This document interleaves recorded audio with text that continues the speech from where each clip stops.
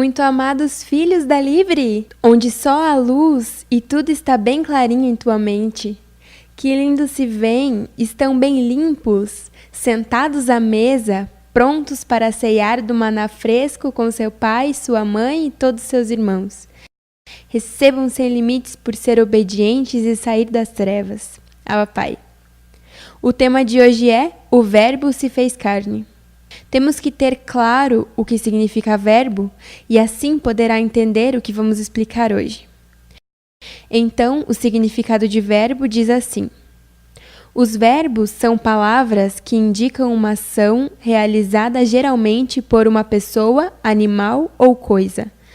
Lembram que no último calqueio lemos em João 1:1, no princípio era o verbo e o verbo era com Deus e o verbo era Deus?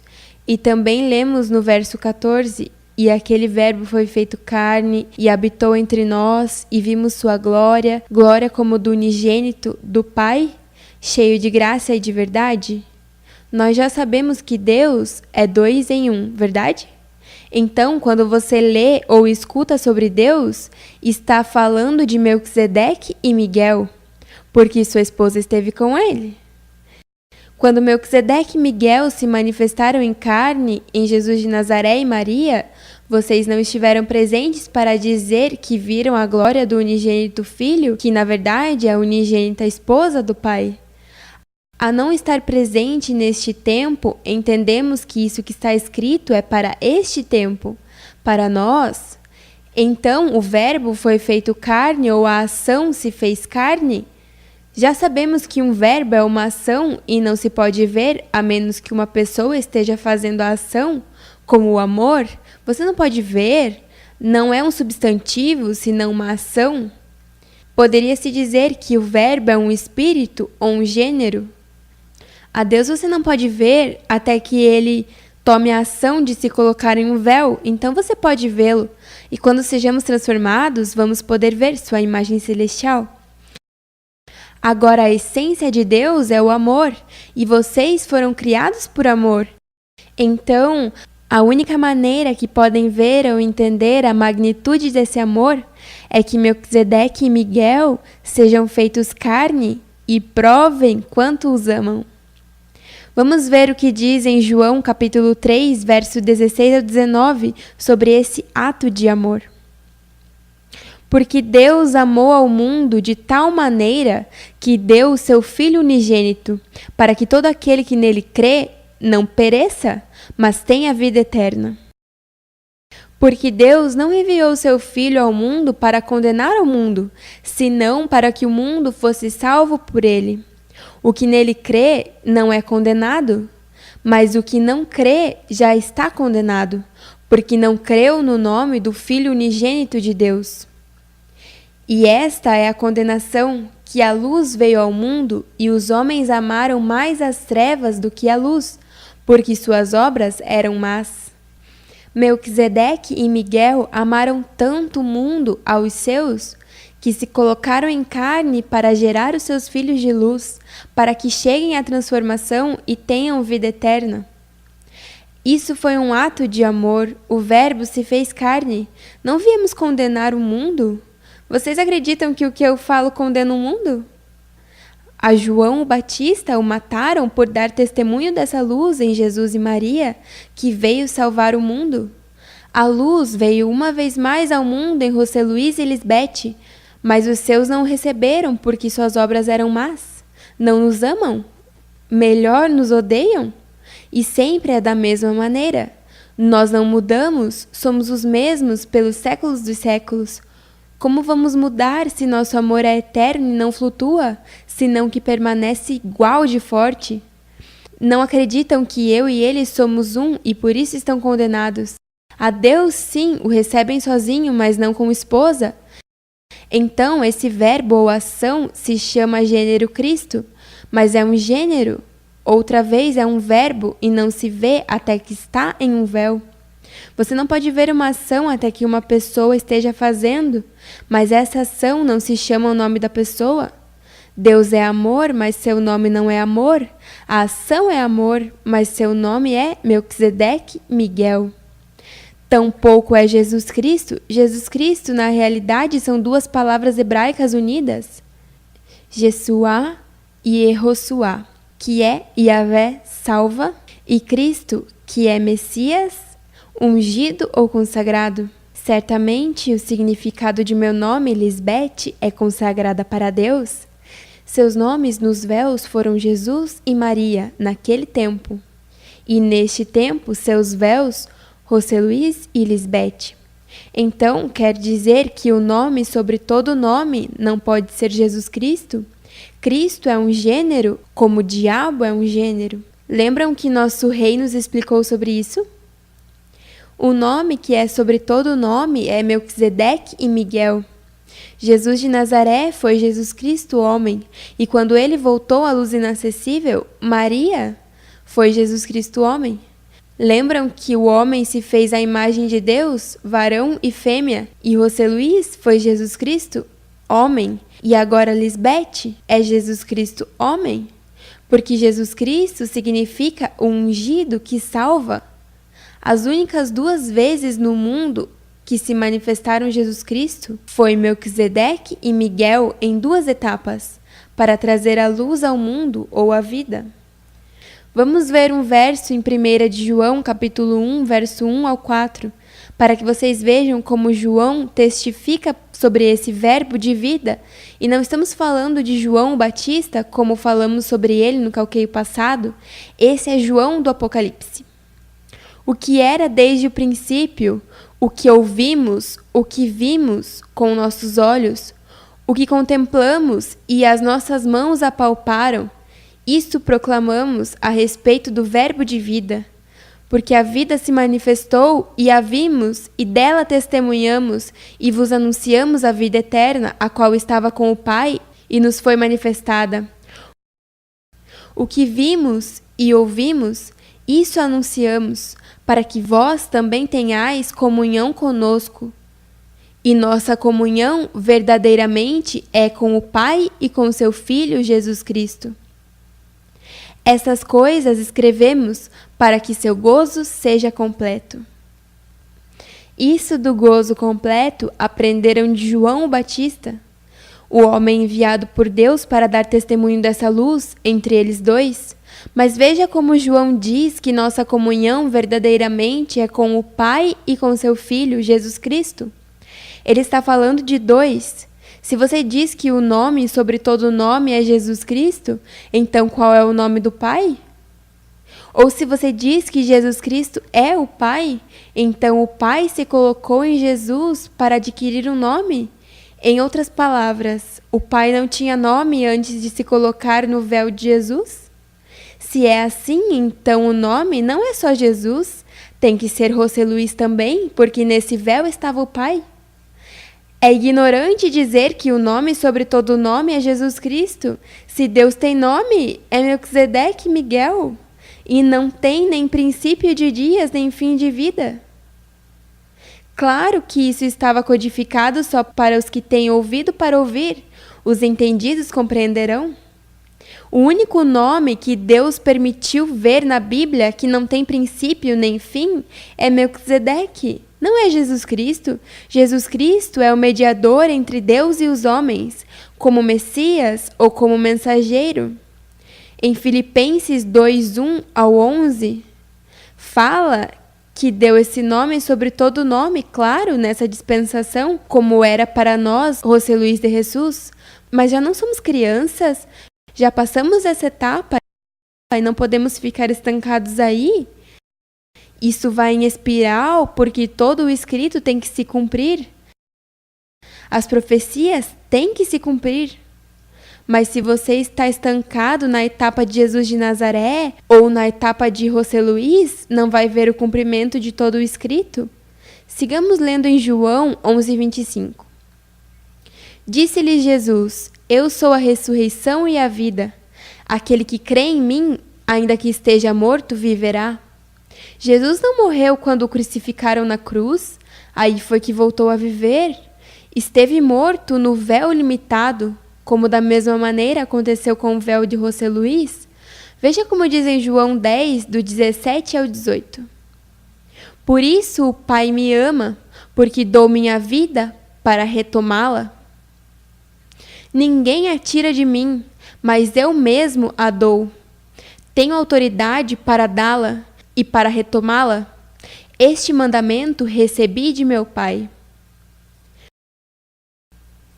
Os homens maus e perversos tiraram o véu de Jesus de Nazaré, mas ele tem poder para retomá-lo assim que tiram seu véu? Isso mesmo aconteceu com José Luiz. Eu coloco minha vida é se colocar em um véu de morte. Lembrem que ele disse a João que estava morto, mas agora vive. Como Deus vai estar vivo em um véu? E o que acontece quando morre esse véu? Morreu Deus? Claro que não. Sendo rico, um rei se fez pobre em se colocar na maior humilhação, que é este corpo de morte, por amor a nós, como diz em 2 Coríntios, capítulo 8, verso 9.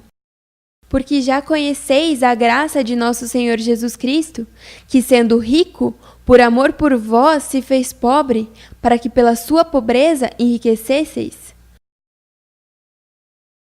Só um pai e uma mãe que estejam nessa ordem e nessa perfeita unidade têm esse amor de morrer por seus filhos. Há vários anos atrás, fizeram um estudo para ver como reagem as pessoas quando seu carro é submerso na água. E os resultados foram que o instinto do pai é socorrer a esposa e o instinto da mãe é socorrer o filho. Então estamos vendo o mesmo conceito, mas agora nessa etapa, o pai reúne os filhos ou suas ovelhas que estiveram espalhadas e a mãe se encarrega de que se mantenham limpos e santificados para que sejam amados e não odiados. Bom, você vê como ela roga pelos filhos que ele a deu para que sempre estejam onde ela estiver, como uma mãe verdadeira que ama o fruto desse amor. Imagine, Melquisedeque é o meu amor eterno. Como não vou amar ao que nós geramos? São a razão de nossa morte, nos colocar em um véu. E colocar vocês em um véu, sendo deuses. Esse amor que vocês receberam de nós é recíproco. Vocês nos amam com o mesmo amor que foram amados. Por isso estamos seguros que os que não se apartam da videira verdadeira estarão perto de nós eternamente. Ai, que beleza! Que consolo tão grande para todos! Os que sofreram com seus pais, ou que nunca tiveram pais, ou qual seja a situação. Esse é um negócio redondo para qualquer um. Saber que és amado de tal maneira deve curar tantas coisas que passou, sabendo que Deus mesmo permitiu tudo que passou para depois te recolher com milhares de misericórdias, porque Ele sabe que por amor a Ele você padeceu. Isso é formoso demais. Esse corpo não vai poder suportar tanto gozo, vai explodir de tanto gozo. Veja como diz em Hebreus 2,14. Vocês leram muito, mas agora tem outro peso. Ui! E visto como os filhos participaram da carne e do sangue, também ele participou das mesmas coisas, para que pela morte aniquilasse o que tinha o império da morte, isso é, ao diabo. E livrasse todos os que pelo temor da morte estavam por toda a vida sujeitos à servidão. Porque certamente não socorreu os anjos, senão que socorreu a descendência de Abraão. A sua descendência diz que os filhos participaram, vocês são nossos filhos que participaram de carne e sangue, como nós também. Os que são de fé, como seu irmão Abraão, o irmão não veio morrer por seus irmãos? Não, a mãe e o pai se colocam em um véu de morte para socorrer os seus filhos, os que eles mais amam. Não pode ser que o unigênito filho veio morrer? Por quem vai morrer o unigênito filho? Se ele é o único filho, por quem vai morrer? Se não tem irmãos? Se fosse o pai e o filho sozinhos, da onde saíram esses filhos que participaram de carne e sangue? Como um pai e um filho vão gerar? Não tem lógica? Veja como diz do 17 em diante. Por isso deveria ser em tudo semelhante a seus irmãos, para ser misericordioso e fiel sumo sacerdote naquilo que é de Deus, para expiar os pecados do povo. Porque naquilo que ele mesmo, sendo tentado, padeceu, é poderoso para socorrer aos que são tentados. Viram que diz que se fez semelhante a seus irmãos? Mas se ele é o unigênito filho, como vai ter irmãos? A palavra unigênito se aplica à pessoa que é filho único e que não tem irmãos. É que trocaram a lâmpada e agora podemos ver o que não víamos por estar na escuridão? Vocês são a luz do mundo, porque são como seus pais de luz, como diz em 1 João, capítulo 1, verso 5. E esta é a mensagem que dele ouvimos e vos anunciamos, que Deus é luz e não há nele treva nenhuma. Papai! Então, quando o Verbo se faz carne, já com isso mostrou seu eterno amor. Vamos ler a carta aos Romanos, capítulo 3, verso 30 e 31. Porque Deus é um, e ele justificará pela fé os da circuncisão, e por meio da fé os da incircuncisão. Anulamos, pois, a lei pela fé? De nenhuma maneira, senão que confirmamos a lei. Aí está esse amor eterno de Deus, sua misericórdia, para todos os que são de limpo coração. Isso é pela fé que obra pelo amor. Não tem nada a ver com a circuncisão nem a incircuncisão. E diz, confirmamos a lei. Claro, porque não temos que esforçar-nos, já esses mandamentos estão em nós.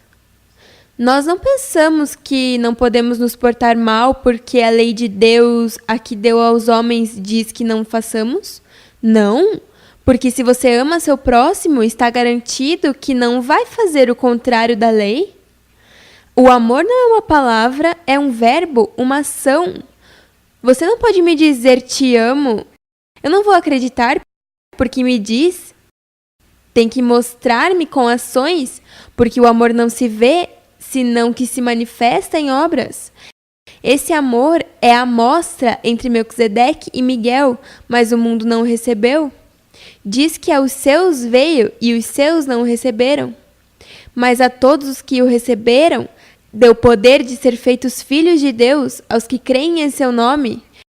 Aos que creem em Melquisedeque e Miguel, sim, porque o nome de Jesus creem muitos, e nós não cremos no nome de Jesus. Então quer dizer que nós não somos filhos porque não cremos no nome de Jesus ou Jesus Cristo? Isso é só para os pensantes, os filhos de um rei e uma rainha. O mundo já recebeu a Deus como um pai só, com seu filho, mas não como esposa. Quando a essência de Deus é amor. Esse amor tão belo entre ele e sua esposa e também seus filhos, o fruto desse amor. Bom, para isso veio a luz ao mundo, para que vejam e entendam a clareza os mistérios de Deus que estiveram ocultos. Somos tão privilegiados que nos deu sua mente para entender o espírito da letra. Não lemos por ler, tiramos o mistério de trás dessas palavras, que só um filho nosso pode ver. Que divertido, nós nos encantamos com os enigmas, e vocês também? Imagine, são iguaizinhos a seus pais. Vejam que lindos esses versos na carta aos Colossenses, capítulo 1, verso 12 em diante. Vão ver como vosso pai ama sua esposa, que é vossa mãe, e também a vocês, nossos filhos. Com gozo, dando graças ao Pai que nos fez aptos para participar da herança dos santos na luz, o qual nos livrou da potestade das trevas e nos transportou para o reino de seu amado Filho, em quem temos a redenção pelo seu sangue, o perdão dos pecados. Ele é a imagem do Deus invisível, o primogênito de toda a criação. Porque nele foram criadas todas as coisas que há nos céus e na terra, visíveis e invisíveis, sejam tronos, sejam dominações, sejam principados, sejam potestades, tudo foi criado por ele e para ele. E ele é antes de todas as coisas, e todas as coisas subsistem por ele. E ele é a cabeça do corpo, que é a igreja, é o princípio. o primogênito dentre os mortos, para que em tudo tenha a preeminência. Porque foi do agrado do Pai que toda a plenitude nele habitasse, e por meio dele reconciliasse consigo mesmo todas as coisas, tanto as que estão na terra quanto as que estão nos céus, estabelecendo a paz pelo sangue da cruz.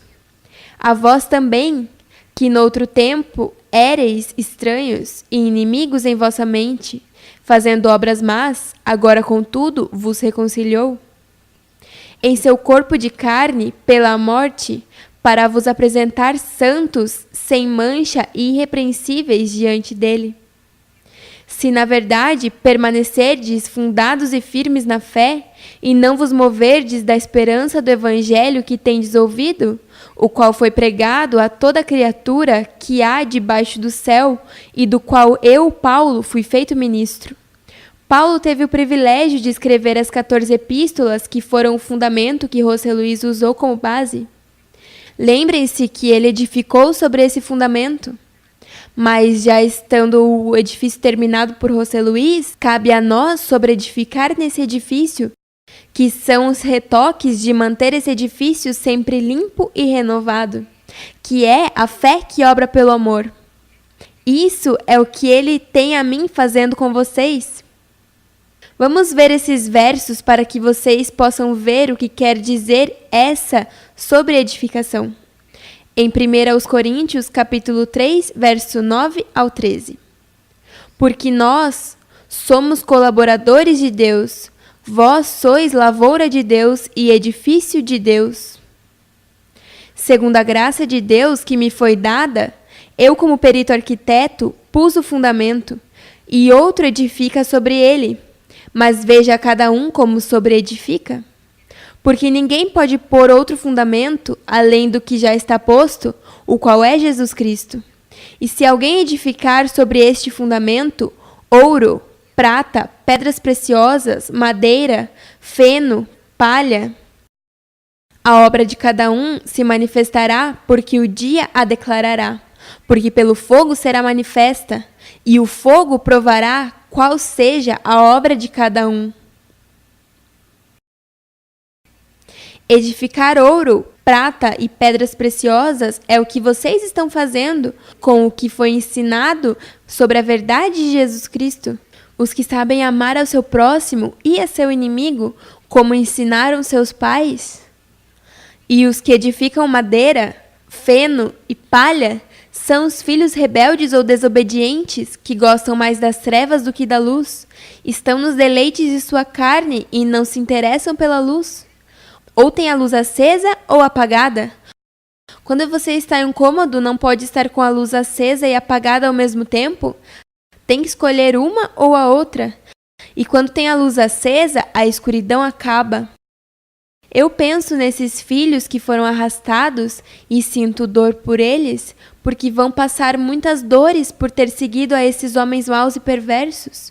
Esses homens mostraram uma piedade e dizem que te amam com a verdade, mas tudo isso é falso.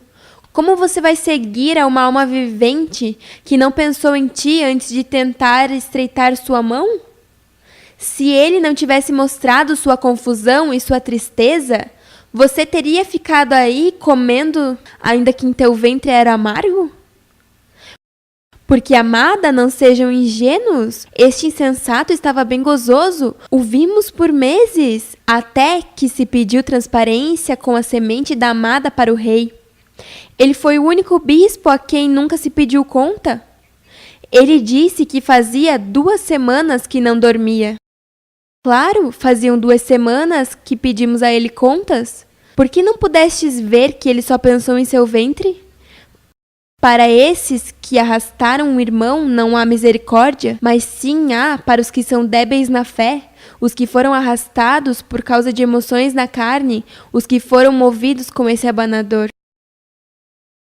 Mas que não se demorem para que não sofram mais. Sofreram tanto na vida e se deixam mover por um irmão falso, que aparenta piedade e não quer esta luz porque anda em trevas. Homens maus e perversos que estão estreitando a mão dos irmãos e os que são débeis na fé o seguiram. Depois de nadar tanto, se afogar na beira? Uau! Bom, vamos seguir lendo. Há uns versos que falam de como ele recolhe os que foram espalhados. Em Isaías 27:13. Acontecerá também naquele dia que se tocará com grande trombeta, e virão os que foram espalhados pela terra de Assíria, e os que foram desterrados para a terra do Egito, e adorarão a Melquisedeque no Monte Santo em Jerusalém. Essa trombeta segue tocando, não parou de tocar, e os que estão espalhados de longe virão. Agora vejam a Ezequiel, capítulo 29, verso 13. Porque assim diz Melquisedeque o Senhor, ao fim de 40 anos, ajuntarei os egípcios dentre os povos entre os quais foram espalhados. Vosso pai, meu esposo, meu amado, esteve 40 anos recolhendo sua descendência que foram espalhados. Já reuniu as primícias, que são vocês, mas agora está buscando aos que são do outro redil. Essas são as que estão espalhadas no mundo, e não escutaram sua voz, nem sabem que a luz está no mundo. Mas os que ele encontre, limpos de coração, virão para ser cingidos e para sentar-se à mesa, comer com sua verdadeira família, como diz em João 10,16. Também tenho outras ovelhas que não são deste redil. Estas também devo trazer, e elas ouvirão a minha voz, e haverá um rebanho e um pastor. Já as 99 ovelhas que ele reuniu estão seguras aqui com sua mãe, enquanto ele vai buscar aos que têm que vir. Diz que nenhuma arrebatará de minha mão, nem da mão de meu pai, do meu esposo? Vamos ler esses versos sobre as 99 ovelhas. Essa parábola é tão formosa, Mateus capítulo 18, verso 10 em diante. Vede, não desprezeis algum destes pequeninos, porque eu vos digo que os seus anjos nos céus sempre veem a face de meu Pai que está nos céus. Porque o Filho do Homem veio salvar o que se havia perdido. Que vos parece? Se um homem tiver 100 ovelhas e uma delas se desgarrar, não irá pelos montes deixando as 99 em busca da que se desgarrou? E se porventura achá-la, em verdade vos digo que maior prazer tem por aquela do que pelas 99 que não se desgarraram. Assim também não é a vontade de vosso Pai que está nos céus que um destes pequeninos se perca.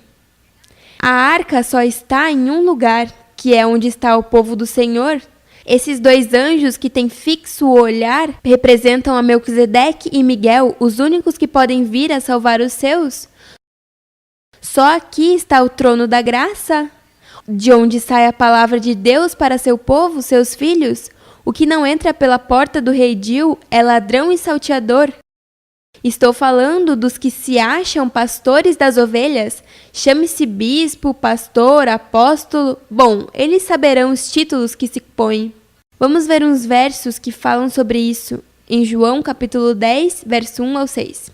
Na verdade vos digo que aquele que não entra pela porta no redil das ovelhas, mas sobe por outra parte, é ladrão e salteador.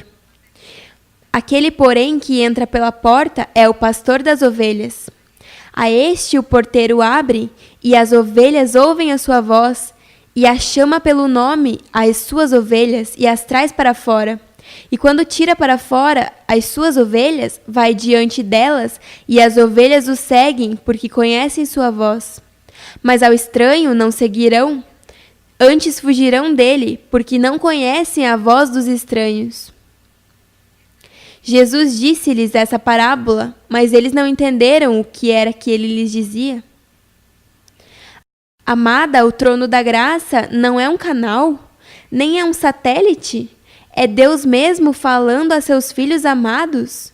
Aqui foi onde o rei deixou seu tabernáculo, esse edifício não feito de mãos. Se sais daqui, saístes da cobertura e ponto. Vocês não foram enganados por vozes estranhas? Estão aqui porque conhecem sua voz. Veja que mais diz sobre esses ladrões e salteadores. Eu sou a porta, se alguém entrar por mim, salvar-se-á, e entrará e sairá e achará pastagens. O ladrão não vem senão para roubar, matar e destruir. Eu vim para que tenham vida e a tenham com abundância. Eu sou o bom pastor dá a sua vida pelas ovelhas. Mas o assalariado e o que não é pastor, de quem não são as ovelhas, vê vir o lobo e deixa as ovelhas e foge, e o lobo as arrebata e dispersa as ovelhas. Ora, o assalariado foge, porque é assalariado, e não se importa com as ovelhas. Eu sou o bom pastor e conheço as minhas ovelhas, e das minhas sou conhecido. Assim como o Pai me conhece, também eu conheço o Pai, e dou a minha vida pelas ovelhas. É que ninguém mais vai ter melhor interesse em vocês do que nós, seus pais? Ninguém vai amá-los como nós? Esses homens maus e perversos veem o púlpito como uma fonte de ganho, e não veem as ovelhas como seus irmãos, senão como comida para o seu ventre, mutiladores do corpo de Cristo. Por isso é que não duram aqui. Papi sempre disse, nós não tiramos ninguém, eles sozinhos se vão porque não suportam essa ordem. É que para governar o mundo não pode haver ladrões e salteadores. Se para arrumar isso estamos, papai! Se a Jesus e Maria não creram, da mesma maneira hoje não acreditam em nós, ainda que vejam o que fizemos em suas vidas. Vejam esses versos em João capítulo 10, 22 em diante. E em Jerusalém celebrava-se a festa da dedicação. Era inverno e Jesus andava passeando no templo, no pórtico de Salomão. Rodearam-no, pois, os judeus e disseram-lhe: Até quando nos turbará a alma?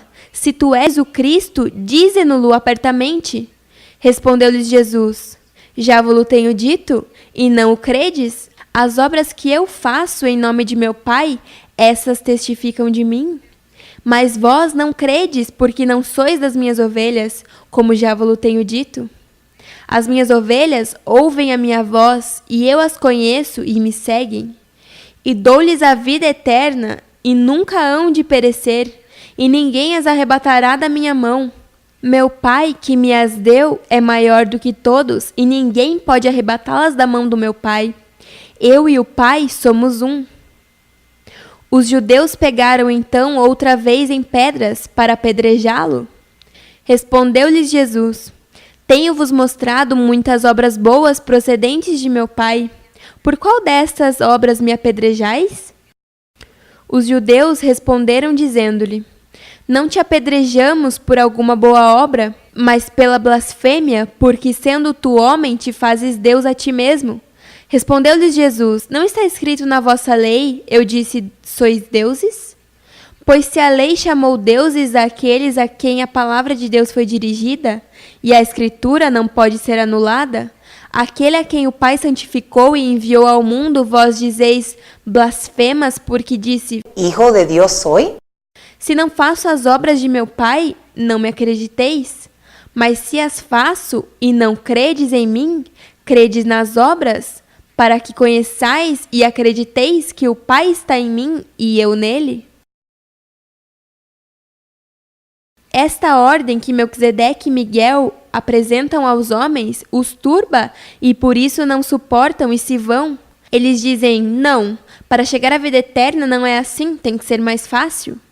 Se eles falam assim é porque estão em trevas e para eles é difícil seguir essa ordem. O rei disse: fácil é meu jugo e ligeira minha carga. Eles pensam que eu os levo às obras e ao esforço da lei, que não deve ser assim, porque já estão completos e perfeitos e isso é suficiente. Por isso viemos, para que entendam que não é difícil, é fácil cumprir a lei.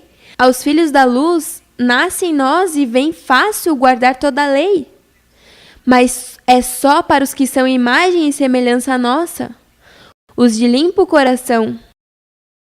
Então já não tem que receber que está firme ou submetido, porque se você gosta da luz, isso está claro que é daqui, que está firme e não há escuridão que te arrebate.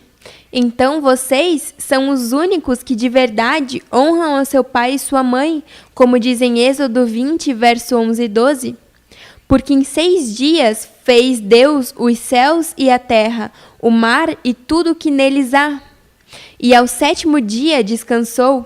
Portanto, abençoou Deus o dia do repouso e o santificou.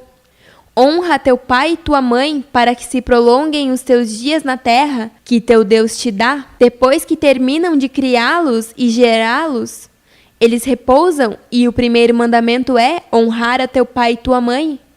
Agora que vocês entendem o honrar a teus pais, para que tenham vida eterna, teus pais em espírito, porque todos nós somos espíritos. Agora, teus pais em carne são teus irmãos e teu próximo, mas primeiro estamos Melquisedeque e eu. Vocês honram a seus pais por essa ação de amor que fizemos por vocês, filhos amados como Jacó e não odiados como Esaú, que vendeu sua primogenitura por um prato de lentilhas como se isso fosse algo para terem pouco.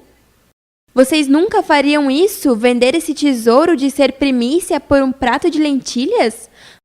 Não, assim estão os que se foram e agora são odiados.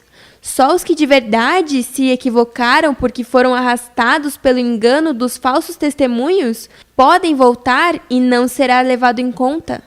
Mas os que não se arrependem do que fizeram e maldizem a seu pai Melquisedeque e a sua mãe Miguel, então já estão condenados.